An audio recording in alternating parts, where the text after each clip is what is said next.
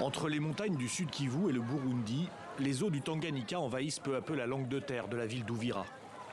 4 km séparent Uvira de Bujumbura, la capitale économique du Burundi. Un lieu de passage intense pour les personnes et les marchandises. Les véhicules servent désormais de transport public et tout le monde se débrouille pour trouver une petite place où il peut.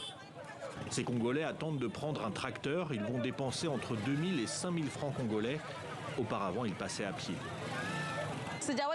Je n'ai jamais vu des tracteurs transporter des gens. J'ai eu très peur car j'ai voyagé dans des conditions difficiles. L'eau arrivait jusqu'ici, au niveau du ventre. Je ne sais pas comment dire.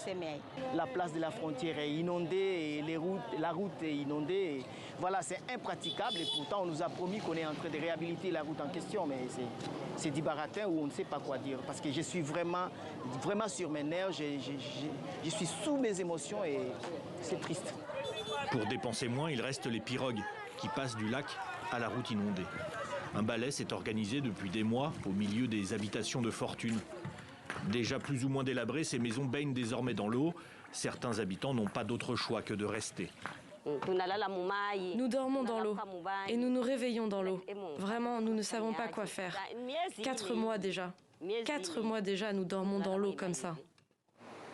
Le phénomène météorologique El Niño serait à l'origine des pluies plus importantes que la moyenne ces dernières années.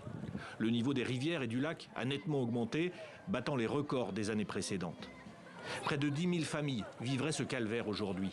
La ville d'Uvira est la deuxième du Sud Kivu, un passage obligé pour le Burundi. Les commerçants sont affectés, mais aussi tout le trafic transfrontalier, les hôtels, les entrepôts. Certaines fermetures d'établissements entraînent le chômage du personnel, avec des conséquences économiques potentiellement tragiques.